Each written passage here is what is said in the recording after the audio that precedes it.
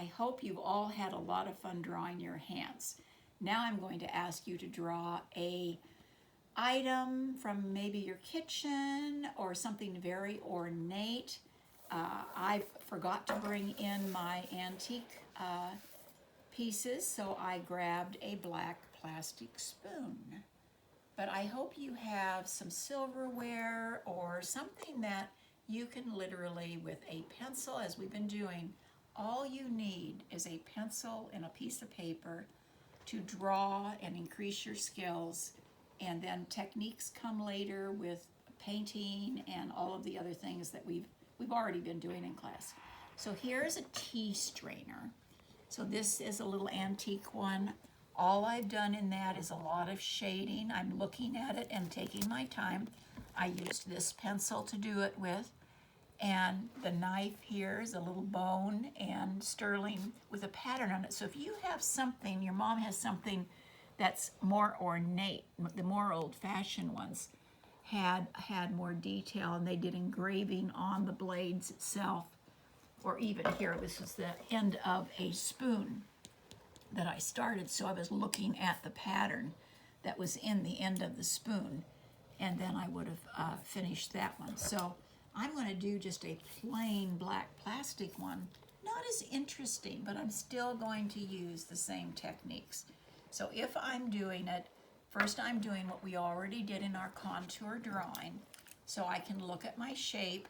I can actually here know that if I do a straight line, just sketch in a straight line, doesn't have to be super straight, just a line, that I'm pretty much going to make this a little larger than life size. So if I do that, that gives me my center line for something like a spoon or a knife or anything of these that pretty much are the same or a little more ornate on one side. So here, if I start and I start the sketching part of my bowl of my spoon, the center line is going to keep me from starting to twist my spoon, which of course this we know could melt in a microwave. So I'm going to come down. I'm just going to broaden it out a little bit. So I'm just doing basically contour again to start it. And again, it's not, I might add some fancy stuff in here that's not even here, just because I like the ornate parts.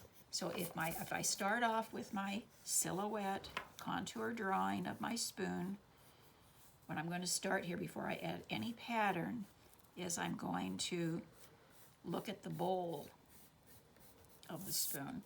And I know that if I come in here and I darken, I'm going to give it dimension by just doing this. So as I start to do it, I'm doing it in the shape it is to help it. So I'm going to just come around, and I see where the light comes across, so I'm going to leave spaces where the light's bouncing off of it.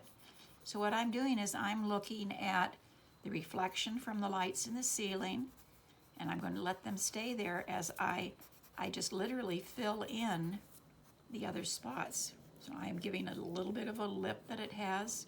So no matter what I draw, I'm looking at, even something as simple as this, I'm looking at the shapes the light's making inside the plastic spoon.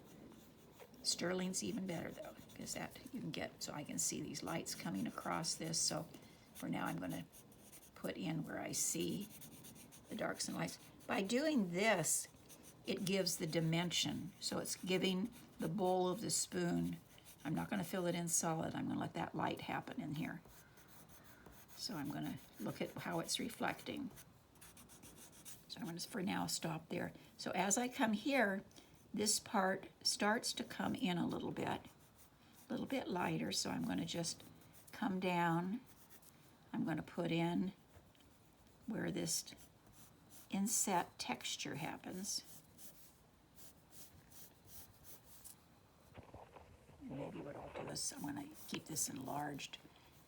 I always like it as an artist that we can just change things. So maybe I'm going to add in here a design. So I'm going to come down and I'm going to add some scrolls that aren't even here and pretend like I've got a pattern happening inside here. So I can add a design. I'm kind of enlarging here a nice little flower shape and make some fancier little parts.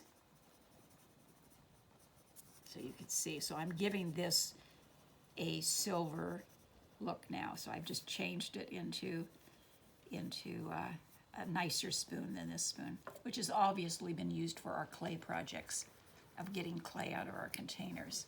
So you can see how just by accenting, and if you have the real thing to look, the second part of this project is putting in the shadow to make it look, so if I'm looking at my spoon and I was laying here, now I'm going to come and I'm going to darken around it to have it sitting on a surface. So here I am just putting in a shadowing part on one side to give it that it's actually sitting on a surface. So you can see, as I'm following the shape a little bit, in here it's going to go up, so I'm not going to do it. I'm going to do it right to here, just enough, and then I just kind of let it kind of go off like this.